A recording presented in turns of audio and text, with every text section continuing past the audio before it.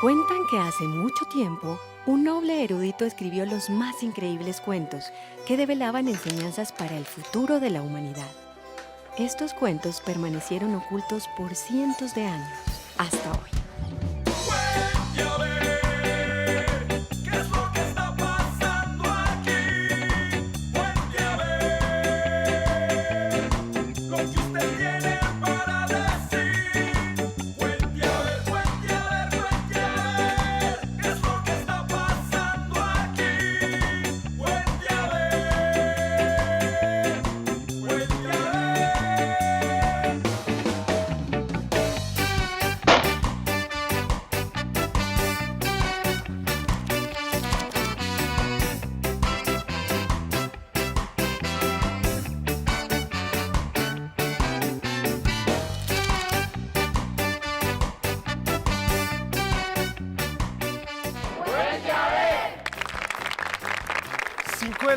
5 de la mañana se despertó la profesora Erly un poco tarde, aún con esa picha en la cara se metió a bañar. Y ojo porque Erly cuando se metió a bañar, ella alistó rápido su vestimenta, esa vestidura que la caracterizaba tanto como profesora. Erly por de costumbre saliendo de su casa se dio cuenta que estaba un poco cansada, pero era un cansancio más allá de lo físico, era un cansancio emocional, tanto que al caminar sus pies parecían de plomo, muchachos. Daba un paso y el otro se le hacía cada vez más pesado y como pudo llegó a la oficina para atender la asesoría de todos los estudiantes de la práctica. Al sentarse se dio cuenta que a lo lejos, muy a lo lejos estaba ella, Ana María. Ana María estaba un poco nerviosa, ¿por qué? Porque era su primer día en la práctica y en la asesoría. Y Ana María le dijo a la profe,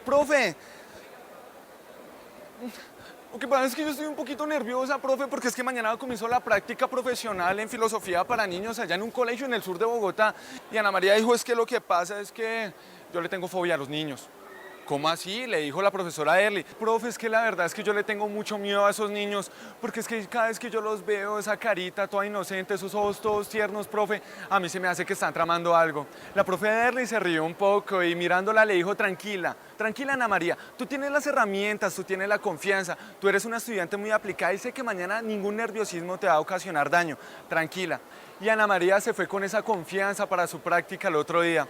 En ese momento, queridos muchachos, la profesora Erly se acordó cuando estaba comenzando aquellas prácticas, los retos, los impases, aquellos problemas que le podían ocasionar. Y en ese momento, queridos amigos, ese cansancio con el que había amanecido se empezó a sentir más confortable a lo largo del día.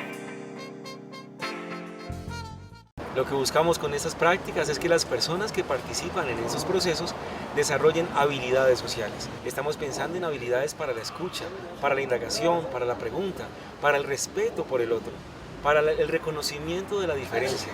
Estas prácticas son unas prácticas filosóficas, pero también con un sentido propiamente social.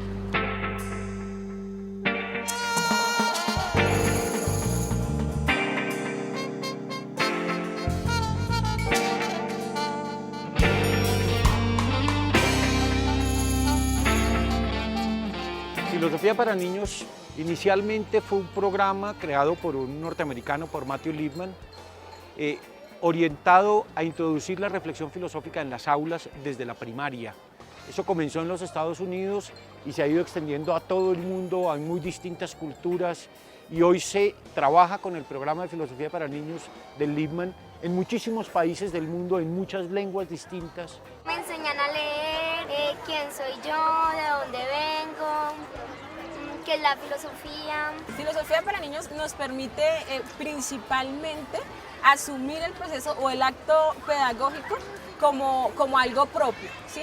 Es desmitificar esa educación bancaria que lo único que hace es reproducir un modelo educativo impuesto por un sistema que niega la posibilidad de pensarse el mundo, de cuestionar el mundo.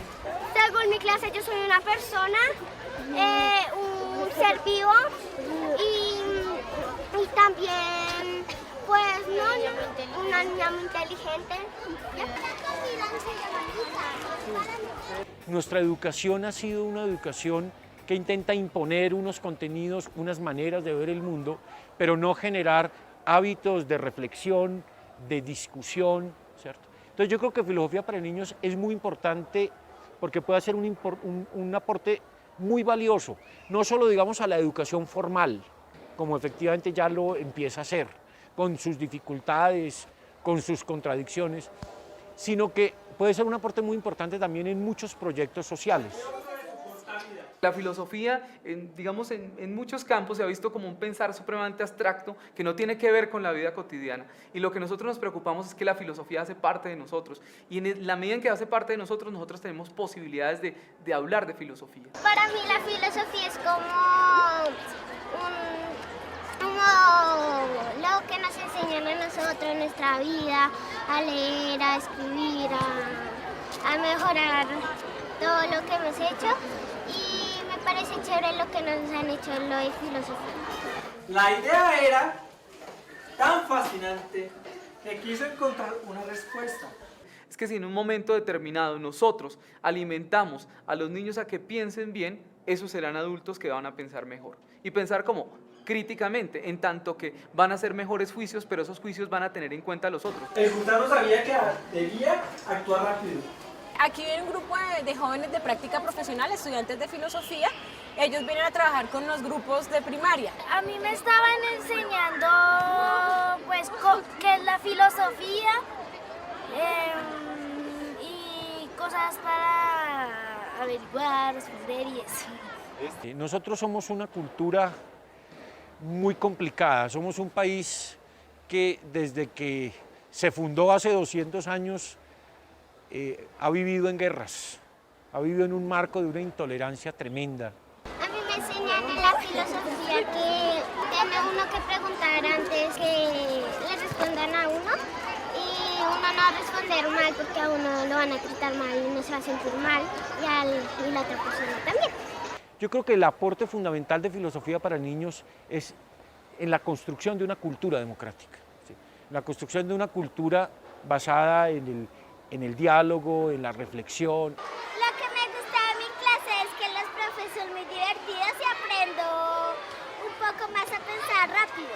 Mirar a la infancia y mirar a lo que pasa en la mente de un niño siempre será ilustrativo, siempre y cuando uno no crea que el niño simplemente es alguien para enseñarle, para decirle cómo hacer las cosas, sino que esté dispuesto a escuchar sus preguntas, su manera de relacionar las cosas. Mi clase me parece muy divertida por muchas cosas, el profesor me parece súper, es muy amable con nosotras, cuando nosotros no entendemos, él nos enseña, nos dice cómo es, nos indica, cuando nos pasa algo él nos apoya, me parece muy chévere. A mí me parecen muy chévere los profesores y son muy buenos con nosotros, a veces son un poquito bravos y pues ¿no? Son muy buenos con nosotros, nos ayudan si nos pasa algo, son muy buenos. ¿Listo? Lo único que tenemos que hacer nosotros es contribuir a que esa curiosidad, capacidad de preguntar y petición de explicaciones en la que los niños evidentemente son los expertos, en vez de que se apague, sea cultivada y mejorada. Esa es la apuesta. Es que nosotros no entendemos, pero no entendemos porque, o sea, porque el profesor habla así, nosotros le decimos, es que habla como todo costeño, pero bueno, nosotros le decimos, él dice porque viene de Cartagena, ¿sí? De Boyacá, bueno, lo que sea. La educación sin filosofía es mero adoctrinamiento. La educación sin filosofía, en mi concepto, es indeseable. ¿Qué pretendemos? Que ellos sean los que empiecen a buscar o a conciliar en su proceso educativo preguntas que opten por desarrollar esas habilidades cognitivas que les permitan conocer su contexto, transformar su contexto, incluirse en su contexto, para que a partir de ellas, de sus mismas respuestas, empiecen a construir su realidad. Y aquí en Colombia, aquí y ahora en estos momentos, bueno, estamos viendo una de esas situaciones en las que una semilla inicial está creciendo con muy buen pie. Filosofía para niños pone el énfasis en la persona, en la reconstrucción de la persona, en el desarrollo de su capacidad reflexiva, de su sensibilidad, ¿cierto? Porque no es un programa para, digamos, para entrenar genios, sino personas solidarias, amables, capaces de convivir con otros, ¿no? La profesora Derly llevaba 15 minutos en la asesoría, esperando su última estudiante, Fiorella. Fiorella era una estudiante que estaba atendiendo una oficina social que la misma universidad había creado días atrás allá en el sur de Bogotá. De repente le entró una llamada, la profesora Derly, ¿aló? Y era Fiorella. Profe, ¿cómo está? Derly, ¿dónde está? Preguntó la profesora un poco afanada y un poco estresada porque ya había transcurrido toda la tarde esperando a Fiorella. Fiorella con un poco de voz angustiada le dijo, profesora, es que lo que pasa es que estoy acá todavía en el sur de Bogotá atendiendo la oficina. Qué pena, profe, no puedo ir a la asesoría porque se presentó un impasse y no hay nadie más acá. No te preocupes, Fiorella, tranquila. Yo sé que está dentro de tus labores solucionar algunos problemas y sé que está dentro de tu práctica profesional hacerlo. Relájate, tranquila. Le dijo, profe, lo que pasa es que yo no quiero que me pongas una nota mala. Nadie te va a presionar a ti para que tú seas una buena profesional y una mejor persona. Créeme, Fiorella, que ni un 5, ni un 3, ni un 1 como nota te va a quitar lo que tú eres, una buena estudiante. Fiorella al escuchar estas palabras colgó y se sintió un poco más confortable. La profesora Derly cerró sus libros y se marchó para la casa. Se quedó pensando y dijo que eso era lo que siempre había querido hacer, guiar a los estudiantes en la práctica profesional.